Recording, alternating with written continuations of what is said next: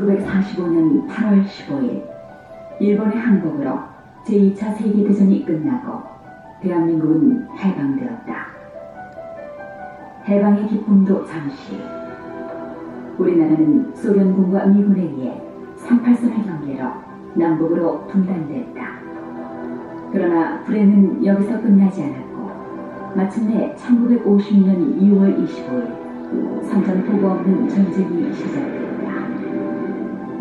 불과 4일 만에 서울이 함락됐다. 방어선은 걷잡을 수 없이 무너졌고 북한군은 낙동강 전선까지 급속한 속도로 남하했다. 기남리는 걸어 남으로 향했다. 그것은 살아야 한다는 치열한 행렬이었다. 기남리는 물밀듯이 부산으로 밀려들었다. 하지만 고향을 버리고 도착한 그들을 기다린 것은 살아남기 위해 몸부림쳐야만 했던 고통스러운 현실이었다.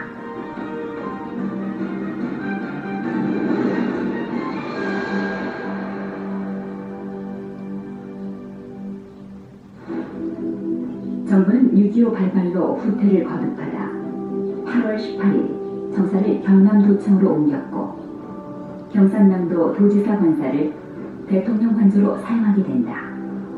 마침내 임시수도 부산이 공식적으로 시작됐다. 낙동강까지 밀려난 국군과 유엔군은 전세를 가다듬고 반격을 시작했다.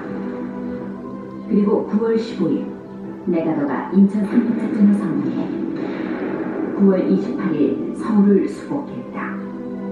정부는 10월 27일 서울로 환도하면서 제2차 임시수도 부산의 시대는 막을 내렸다. 그러나 중공군이 전쟁에 개입했고 정부는 1951년 1월 4일 서울을 다시 내줄 수밖에 없었다. 그 결과 부산은 1953년 8월 15일 서울로 환도할 때까지 다시 임시수도로서의 기능을 수행했다. 전쟁통에 국민들의 삶은 힘겹기만 한데 정치와 경제는 극심한 혼란과 부패로 얼룩졌다. 1951년 일사후퇴 직전 정부는 젊은이들이 인민군에 편입되는 것을 막기 위해 국민방위군에 편제하고 장정들을 부산으로 철수시켰다. 그 과정에서 국민방위군 지휘관들이 군수 물자들을 부정 착복했고 이로 인해 물자를 지급받지 못한 국민방위군 5만여 명이 철수 과정에서 굶어 죽거나 얼어 죽고 영양실조에 걸렸다. 이 사건을 접한 국회는 조사에 착수해 사령관 김인균, 부사령관 유니콘 등 5명을 군법회의에 회부해 청사령에 처했다. 1952년 6월엔 중석불 사건이라는 전형적인 정경유착 사건이 일어났다. 이승만 정부는 텅스텐, 즉 중석을 수출해 획득한 달러인 중석불을 민간 기업에 싼 값에 매각해 비료와 밀가루를 들여오게 한 뒤 이를 국민에게 최대 10배에 달하는 이윤을 남기며 비싼 값으로 팔았다. 여기서 얻은 부당이득은 대부분 불법 정치자금으로 사용됐다. 당시 국회는 특별조사단을 구성해 이 사건을 조사했으나 통리 취득죄로 기소된 기업인 전원은 무죄 판결을 받으며 사건은 흐지부지하게 종결됐다. 1952년 부산에서는 부산정치파동이라고 일컬어지는 사건이 발생한다. 임시수도 부산에서 이승만 대통령은 재집권을 위해 대통령 직선제 개헌안을 국회에 제출했으나 부결된다. 한편 국회는 내각 책임제 개헌을 추진하면서 정부와 국회는 극한 대립을 했고 이 과정에서 정부는 개헌에 반대하는 국회의원들을 연금 폭행하는 등 힘으로 밀어붙임으로써 큰 무리를 일으켰다. 대통령 탄핵과 국회 해산을 두고 대립하던 정부와 국회는 결국 대통령제와 의원 내각제 요소를 일부 발췌한 발췌 개헌안으로 타협을 모색했다.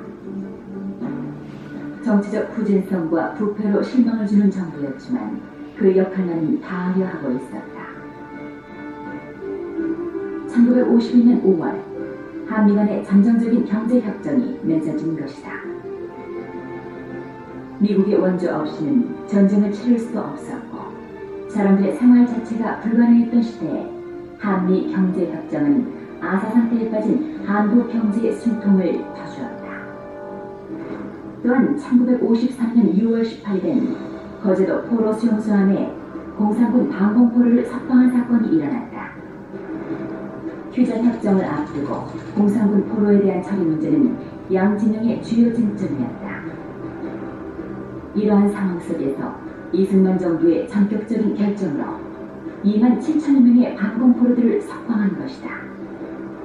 이 사건으로 미국은 당황했지만 결국은 7월 27일 휴전협정이 체결됐다. 8월 15일 정부는 다시 서울로 옮겨가고 9월 15일 국회가 부산을 떠나 서울로 가면서 3년여 임시 수도로서의 부산은 그 파란만장한 임무를 다하게 된다. 부산은 자유민주주의의 마지막 보루였다. 북한의 총뿌리가 낙동강을 건너고 독재의 씨앗이 움틀 때 부산은 이 암울했던 시련을 극복하고 발전의 토대를 마련한 곳이었다. 이곳 임시수도 기념관은 한국전쟁 당시 모든 것이 파괴된 이 나라를 지금의 모습으로 만들 수 있었던 기초를 제공한 부산의 역할이 고스란히 담겨있는 곳이기도 하다.